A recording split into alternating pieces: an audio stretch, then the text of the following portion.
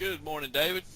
Hello, how you doing? Oh, pretty good, pretty good. I just had a couple of things on my mind this morning. I thought we would touch on here for the students, and it's kind of a really key issue, I think, and Hmm. that is this concept of lawful, and because it can be used as a as something is lawful to use, um, Hmm. and it could also be used as a special noun. And when something is used as a special noun, when we say lawful money, and it's a special noun, what we want to make sure we do is capitalize the L and the M, and Hmm. that ties into the idea of capital, because at that point it's a special defined term, and I like to whenever I make Hmm. my demand for lawful money, I like to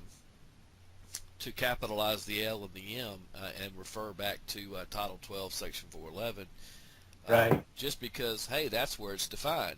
So, Well, I was brought up calling special noun in specific. yeah, okay. Okay. Uh-huh. Yeah, but special Means meaning means it's you're not talking about general. one specific thing. Yeah. Exactly right, and not like a general, uh, everyday common usage, right? And then in cryptology, when you make the entire word all uppercase, it's called code. Of course, yes. At that point, it's almost like I like to, just because I've got I thought I was going to be a computer scientist at one point, and so I've got lots of code, college courses and writing code under my belt, and I like to call it. I model it as calling a function call. Oh, okay. That's basically what it is. You can call huge sets of code just by capitalizing a word, because it incorporate gigantic volumes of law. Right. Well, I think where you're going with this is the distinction between lawful money as a noun and using money lawfully as an action verb, I guess. Yes, and more to the point though, and this is where I think we need to step through this kind of slowly here, is the idea that we have to key on the word money. And because when we're using Federal Reserve notes, we're not using money per se. We're using private credit which is a legal tender. Hmm. At the best, it's a legal tender and lawful to use, but it's not money from the standpoint of how money is defined, right? Yeah. U.S. Yeah. versus Thomas tells us that, or maybe it's Thomas versus U.S. Either way, I can't remember how it was, Yeah, but Thomas. Thomas Uh-huh. tells us that Federal Reserve notes are not money. So when we say we're making a demand for lawful money, the moment we use the word money, we have moved ourselves away from Federal Reserve, credit. Hmm. Correct? Yeah, that's the objective of making your claim to lawful money by demand Mm-hmm. is to get out of the Federal Reserve system. And I think there we're talking about the difference between legal tender and lawful money if you want to get technical. Yeah. Um, For a second, I do want to get technical, and I want to say that I could go take a $1 note, and I could go buy. Let's say I have a $5, one of those 1963 $5 United States notes that Kennedy printed, right, yeah. or had printed. It's a United States note, and I can have a $5 Federal Reserve note, and I can go down to the grocery store, and I'm still going to be able to get $5 worth of groceries, no matter how I use it, a United States or a Federal Reserve note. Hmm. So they're both a legal tender to lawfully use within the system. Okay, but one is money and the other is not. And that, one carries obligations, future obligations, and the other does not, right? Mm. Well, So, yeah, what are your yeah. But, thoughts? well, I think what we're doing is we're going into the realm of subjective, arbitrary placement of value. The grocer's only going to put $5 on that U.S. note. Yes. Okay. Now, if the cashier's wise, he's going to pull $5 out of his wallet and put that in the cash register and pocket the $5 U.S. note because it has collector value. Sure. Yes. Okay, so if he knows the difference, and he might just think, well, this is unusual, and just want it, so he'll trade it out. He'll buy it, in other words. Mm-hmm. But I think that this is really the core of what I felt was Congress's breach of trust, is to allow the U.S. note to be pegged in the minds of the consumer anyway, and the retailer, be pegged to the Federal Reserve note in value. That, I think, is where Congress really dropped the ball in the constitutional mandate to regulate the value of money. Now, with Federal Reserve notes, it's right there in the first sentence. It's elastic currency, so that means it's going to be fabricated, and the more you fabricate it, the more it goes down in value. That's called growing the economy. Yeah, as more and more book entries, well, I mean, let's say, for instance, let's say I had $1,000, and I go and I make a deposit of that $1,000 into a bank, right? And the bank has to put $100 of that on reserve, 10% of it on reserve, right? So $100 goes on reserve. Now, they can then turn around. $900 is principal. That is the principal, but they can turn around if somebody else comes in with something of value, which appraises for more than let's say $9,000 or whatever. They can then turn around and create book entries and expand the amount of currency, as long as the idea is there has to be some property of a particular value, so that they're not just printing money, right?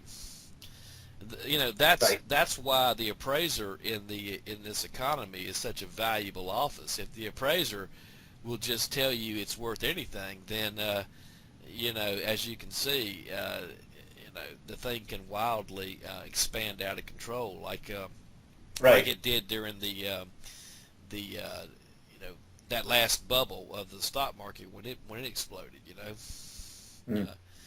Yeah, I mean, they were just creating tranches on basically the mortgage bubble that went off, and they were creating, people were betting on bets. They were betting on bets on bets, triple tranches, Yeah, I think we've started to form a foundation for the linguistic meaning, the linguistic, the neuronic response in our heads, in our cerebellum, about the distinction between legal and lawful. Now, legal, I believe, will actually imply, if you look in the law dictionary definitions, it actually implies a licensure. So Congress, the ball that I feel Congress dropped in its mandate to regulate the value of money was to license central banking in America in 1913 through the Federal Reserve Act. They licensed this escape from true balances, just balances, of elastic currency. They licensed it, and they provided remedy. Okay, that's how they did it legally. Is we'll license this central banking operation, fractional lending, for the stability that fraction or elastic currency can provide from bank runs, basically, and that will, what we'll do is we'll just make it so that anybody who takes the time to understand this can redeem lawful money, or actually redeem gold at the time, and get back out of this scheme. That's right. There always has to be, since the inheritance of the people here in America is the common law, and the common law was based upon the King James Bible, which, if you go back to your Bible, it says that you can't be a king in Israel unless you write out your own Torah, and that's what King James did. He wrote out his own Torah and copyrighted it, and that's the basis of our common law. And that Torah, if you will, those instructions, that, if you will, the basis of it, says that you can't be tempted past relief. So there always has to be a remedy to any possibility, and since they allowed the idea of the central banking system, they had to also allow the idea that somebody might not want to use that. Hmm. Yeah, the epistle dedicatory is a two-page uh, prefix to the King James Bible, and sometimes you'll find that in a Bible. It's called the Epistle Dedicatory. The translators wrote a letter to King James when they finished translating the King James Bible. And that's very important to read to understand the role that Britain and King James were playing in the, like you say, the Reformation of the Torah at the advent of the printing press. Moving on, though. Go ahead. Yeah, I think that the ambiguity in the linguistics comes from the verb lawful being applied to, well, it's lawful to spend Federal Reserve notes. You don't actually spend them. You're discharging a credit debt, With it, you're discharging and not buying, and there's a residual credit from the creditor. So there's this distinction is that it's lawful to spend a Federal Reserve note when the real fallacy in the language is that you're buying and spending. Instead, you're discharging a charge. Okay, so David, let's make it real simple. Let's say I'd like to buy a pair of pants, but I don't have $40 to buy it, or $100, whatever it is, right? So I come to you and I said, Dave, can I borrow $100 from you so I can go buy this pants? And Right. you said, yeah, sure, Mike, then no problem. So you issue me $100 worth of credit, your substance, your money, if you will, so I can go buy the pants. Now the question is, are they my pants? Well, in a sense, they are, because we have an agreement, right? So, Mm-hmm. but they're mine only as much as I pay you back. If I don't pay you back, in other words, you have a first lien on those pants. If I don't pay you back, they're coming back to you, right? Yeah, and I think if you were to endorse my credit, then you would actually be saying that it's not just limited to those pants. I mean, there's a certain value. I may not want another pair of pants, especially after you've been wearing them around. So it may be that I can take something else of value that I do want. Maybe you got some nice silverware or whatever, so I can do that. I think that's generally in endorsement. You're actually giving a general pledge. Actually, it's a naked contract, so basically it can be read any way any chancery judge is going to read it.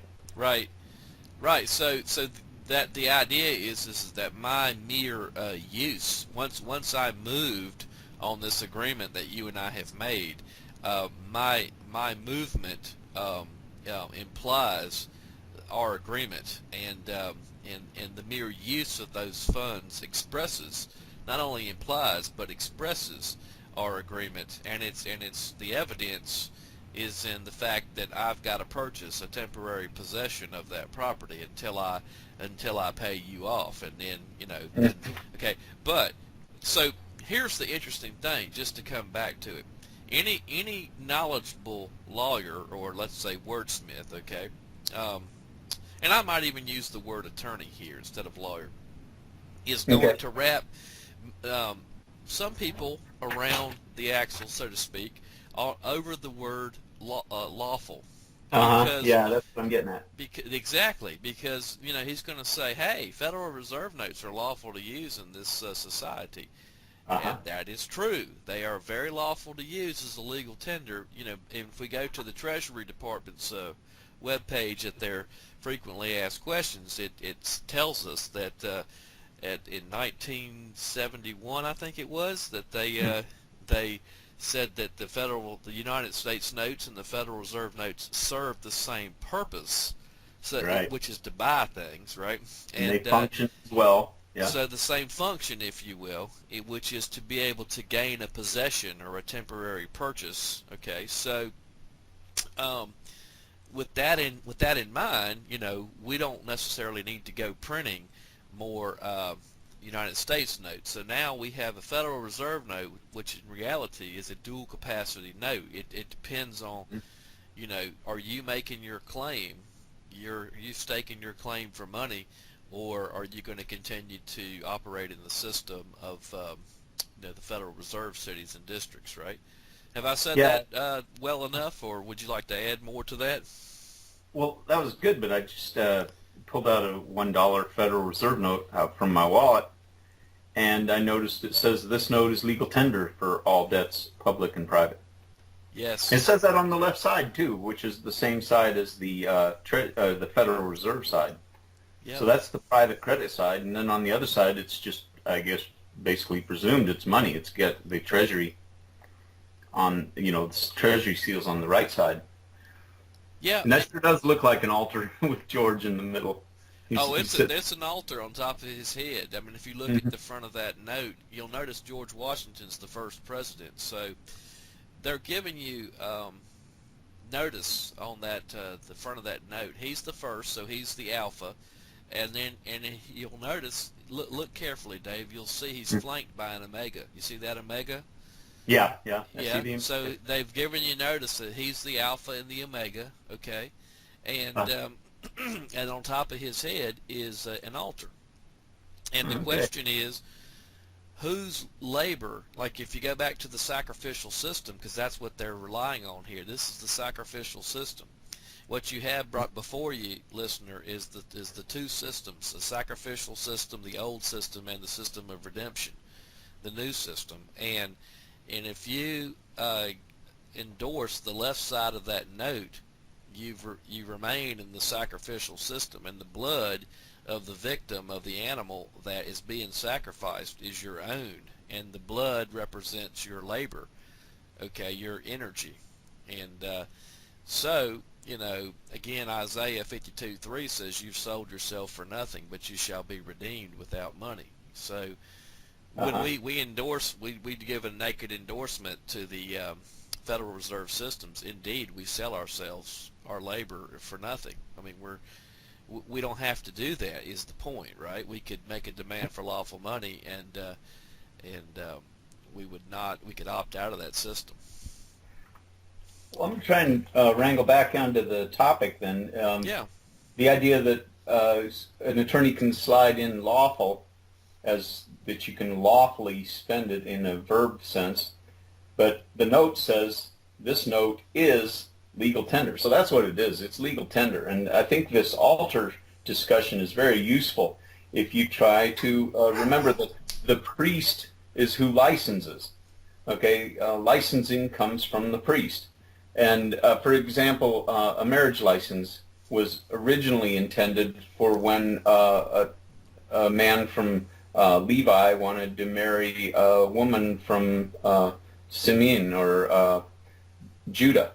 Okay, so there would be intertribal marriages that had needed to be approved. So now what we have is a different kind of currency that needed to be approved, and that's what Congress licensed. And in fact, it's an instrumentality today.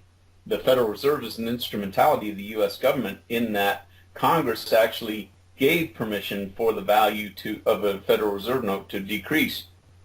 That's a natural effect of Federal Reserve or fractional reserve lending. Yeah, it really is a just real quick to just touch on, when we say lawful to use or legal to use, whenever you hear the word legal, you need to immediately in your head think trust. Nothing can be legal if a trust doesn't exist, because legal implies he who has the legal title to the estate, okay, the legal title to to the property. So he who holds the legal title is a trustee. And what you want to be careful about is when you fish out of the left side of the boat and you endorse as an accommodation party, to accommodate something in the UCC is to stand surety for a third party. So you're actually understanding. Think of holding up a system. You're a pillar is holding up that system. So you're the surety in a sense. You're guaranteeing a debt for a third party. That's what an accommodation party does. So Mm-hmm. when we endorse the Federal Reserve System, we're an accommodation party, and in a sense, it's a one-sided. It's not a contract. It doesn't require two signatures. It's an undertaking. It only requires one signature. It's a quasi-contract. If you look at, like, for instance, the signature card at the bank, there aren't two signatures there. It's only a one-signature deal. That's an undertaking. So I challenge the student to go look up the term undertaking. It's pretty revealing. And so what you've got here is a system where somebody is coming in here and undertaking on behalf of another, right? And it doesn't have to be. And the trustees are already in place. Once somebody does that and receives the benefit of the use, one is a grantee of that benefit, and then one is receives the grant and holds in possession the use of those notes. So the one who possesses something holds the legal title to it and is the trustee. So whenever you hear legal, you've got to immediately let your mind go to this is a trust. And the question is, Yeah. is there already trustees in place? Okay. And if there are, then why should I incur any future obligations when there's already trustees in place to handle this, right?